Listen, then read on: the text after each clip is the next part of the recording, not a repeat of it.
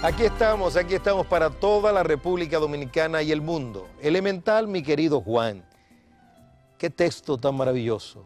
Salmo 57. Bajo las sombras de tus alas, dice aquí, me ampararé. Y la última parte, lo elemental de la última parte, dice, hasta que pasen los quebrantos. Porque, como usted decía al principio del programa, hay un tiempo para quebrantos. El Señor nos quiere mantener seguros de que la prosperidad, la bendición que de Él viene, aunque no trae males, no está completa en la tierra. Es siempre una promesa. Y por eso tenemos que sufrir. Aparte de que el Señor utiliza la aflicción como su vara de corrección, pero también como el alfarero que maltrata el barro, pero para hacer una gran obra. O como el herrero, que es la figura que más utilizada, que infunde el calor a grandes temperaturas al hierro, pero es para probarlo. El oro se prueba con fuego, dice el apóstol Santiago. ¿Cómo no se va a probar la fe del hombre, que es mucho más preciosa? ¿Ha vivido alguna experiencia cercana o lejana de alguien que ha pasado por algún quebranto, alguna aflicción y ha visto pues la mano de Dios prosperar? ¿Ha vivido eso? Sí, tanto cerca como lejos, vicariamente a través de la Escritura. El caso de Job es conocido. Cuando uno hace el análisis completo, desmembra las partes, a veces se confunde y se pierde porque el libro de Job es tan profundo. Pero al final el Señor se asegura de comprobar que paso a paso todas las aflicciones de Job fueron primero consoladas y luego restauradas.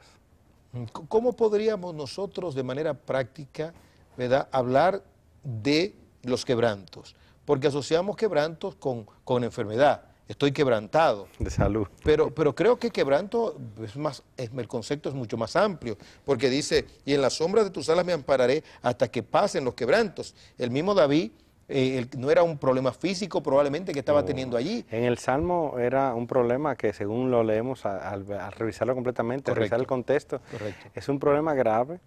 Él estaba siendo perseguido. Tenía enemigos, no estaba seguro de las personas que estaban con él.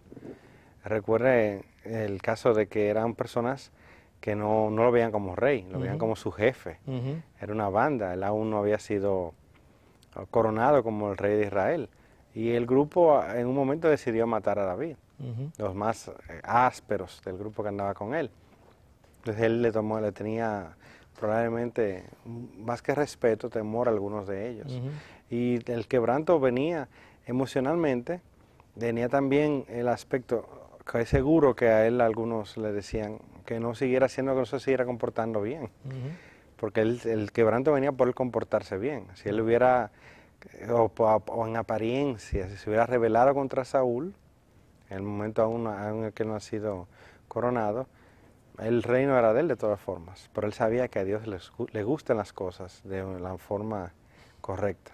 Juan, por último, tú como cineasta y como intelectual, los presidentes y los hombres influyentes en el mundo, ¿verdad?, son conocidos a veces por biografías que otros hacen de ellos, pero conocemos la interioridad de estos hombres a través de la autobiografía, cuando ellos escriben, como en el caso de un presidente nuestro, que escribió sus memorias, ¿verdad?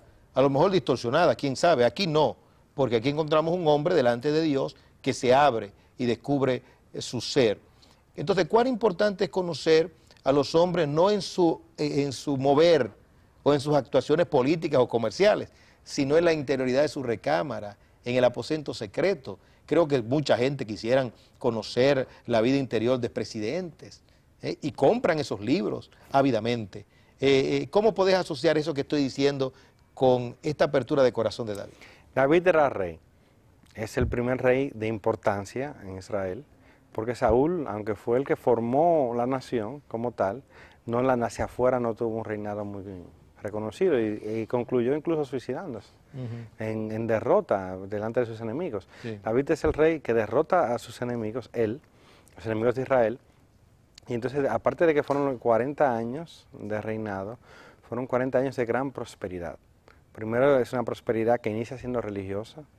Vemos a David trayendo el arca a Jerusalén, afianzando el aspecto del culto, que para el Señor era importantísimo, porque era el culto donde la nación de Israel se iba a forjar, el culto al Dios vivo, la única nación donde se adoraba al Dios de verdad. Entonces vemos ese fortalecimiento que trae sus quebrantos familiares a David, pero ese es el tema de otro programa quizás. Y luego de ese fortalecimiento, vemos el fortalecimiento económico, están las listas de todo el oro que él dejó para la construcción del templo, para la construcción de la casa real, la prosperidad hacia los demás.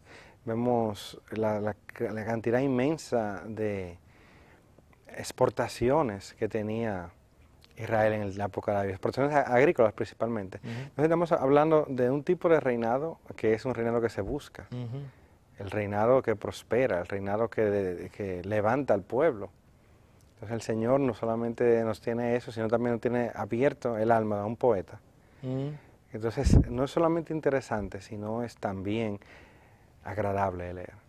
Porque los salmos son buenos de leer, los salmos son para dormirse pensando en ellos, ponderándolos.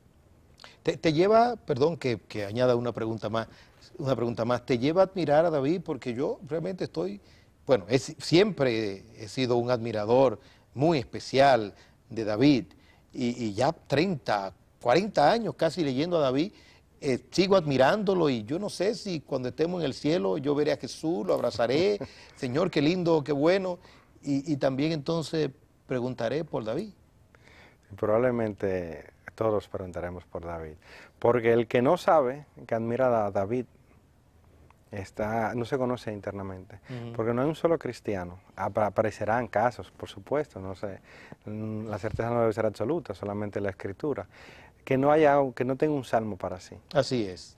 Porque son 150, hay salmos para todas las cosas. No todos son escritos por David, pero él escribió la mayoría. Parte de mi filosofía de vida viene de los salmos de David. Porque están para todos los momentos, porque el hombre que era poeta, militar, guerrero, también fue rey. Entonces él está en cada momento de la vida como padre, como hijo, como siervo, porque fue un muy buen siervo. Así es. Era un hombre que respetaba aún al que no se ganaba el respeto, pero él se lo daba.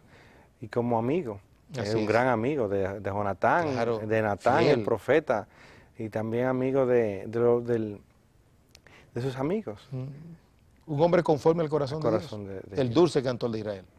¿Has leído la novela de Jim Edwards, Perfil de 3 monarcas? Sí, usted me la prestó hace unos años y la disfruté bastante, porque era una persona, el escritor norteamericano, que estaba muy sensato. Él sabía que la Biblia estaba en lo cierto. Entonces, aunque hay ficción y él se mueve un poco, pero se mantiene siempre en el valor bíblico, y eso le da verosimilitud, aparte de que le permite a uno, cuando la lee y la disfruta, ponderar y llevarlo en oración, que no se puede hacer con todo tipo de novelas. Así es. Gracias, Juan. Y gracias a ustedes por estar con nosotros. Hay mucho más en Aquí Estamos. No se pierda, por favor, la totalidad. Es todo el consejo de Dios para toda la República Dominicana y el mundo.